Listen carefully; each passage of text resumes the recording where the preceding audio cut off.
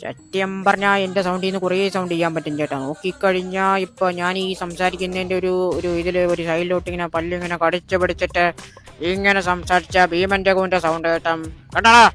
എൻ്റെ വേണ്ട പാടണ്ട. ഇനി ഈ ഒരു സാധനം പിടിച്ചിട്ട് കുറച്ച് ഇമോഷണലായിട്ട് ബേസ് ഇട്ട് സംസാരിച്ചാൽ എൻ്റെ ലക്ഷ്മി, ഈ വീടിൻ്റെ മഹാലക്ഷ്മി, ഈ കൈ കടന്ന് പെടഞ്ഞു മരിയാൻ മറക്കണമെന്ന് എന്നാ മറക്കണം.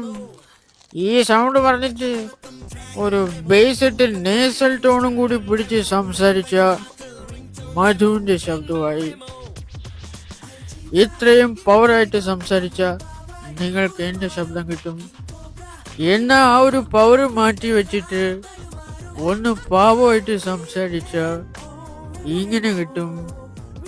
എൻ്റെ പൊന്ന് ചാര്, കോമാളികൾ കരയാൻ പാടില്ല മോനെ.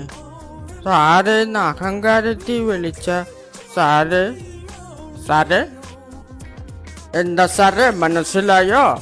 മനസ്സിലായില്ലെങ്കിൽ കുറച്ച് കണ്ടു പേശലാന്ന്. കൃഷ്ണ ഗംഗേട ഒന്നുമില്ല. How beautifully Dr. Aguila is able to transcend the various voices, right? World Voice Day is celebrated on April 16th, that is today. This year we are celebrating it with the theme of Care for Our Voices. For professional voice users like Dr. Aguila, it is even more important that special care is given to the voice. The mimicry artists who have a tendency to misuse the voice should know how to judiciously use their voice. So this time we are celebrating World Voice Day with special emphasis on mimicry, and this event will be held in SP Mediford. For this we have talks by Dr. Jaykumar R. Menon and Dr. Manju E. Isaac, along with the talk by voice professional Dr. Aguila. I welcome you all to the event.